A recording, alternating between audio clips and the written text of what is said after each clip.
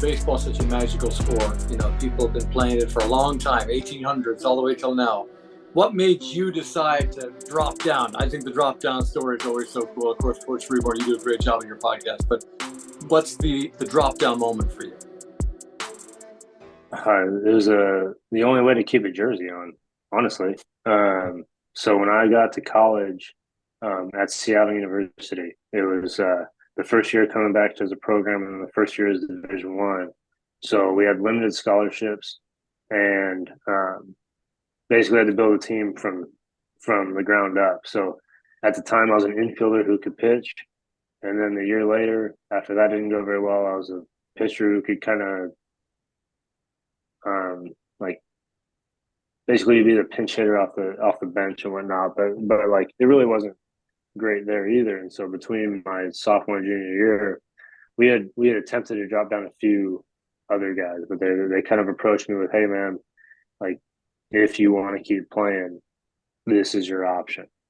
And I was like, I kind of fought it because I felt like I could be good enough as I was. But at this point in time, I had no professional aspirations. Like I was going to college to get a degree to play baseball, and that's just what coming out of Washington State, like that's what you did. Like if you weren't a big name guy, like you weren't ever going to make it. So it was like, all right, you know what? Like I'll just go play college baseball and then go get my degree. And we dropped down and fought it.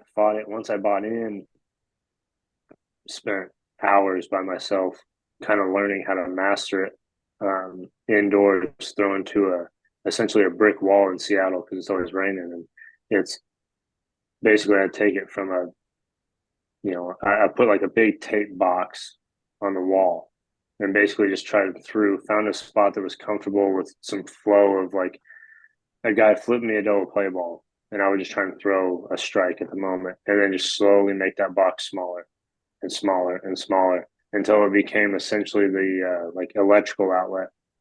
And I would just try to aim for that. Now I couldn't hit it every time, but that was my like, okay, you know what, like I think we can compete. And by that time, it was kind of like midway through my junior year that I started to like piece things together and be able to throw a sinker for a strike and throw a slider for a strike, do that. And then by my senior year, threw well. Like Oregon had Jimmy Sherfy at the time and a couple other draft prospects, so there were scouts watching them. And then played Oregon State, and that was when Conforto was on the team. They had a couple of pitchers who were big draft guys, and just happened to throw well against them. And like all of a sudden we're on guys' draft boards. I was like, I had already been sending in applications for my master's in teaching. Like I was not going to go play baseball and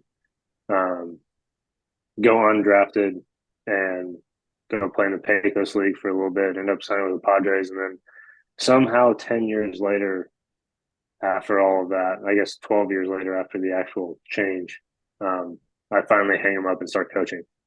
But so like it all started with hey man, like kind of an ultimatum, like if you want to keep playing, you can do this or transfer. But at that time, transferring wasn't as common as it is now. But like it was basically like hang him up as a 21-year-old, or you can try this.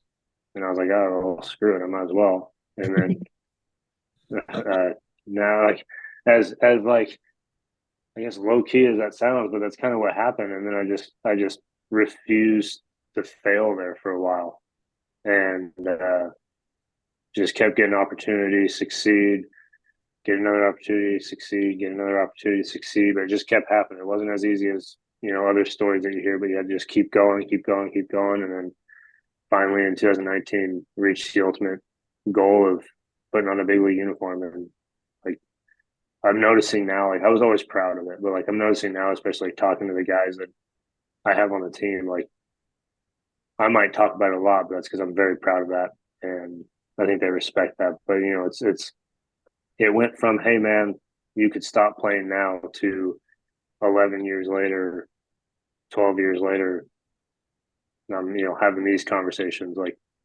who was I at the time? But now, like, I got to do what we all dream about. And what is it, like 24,000 people ever have done now? I know. Yeah, that's great. Magical. That's the magical part. Yeah, Yeah, it was it's just little things like it's little things like that that just like every time I tell the story, it kind of hits a little bit of a little emotional button just because like I shouldn't have done it, and for whatever reason, we made it happen. So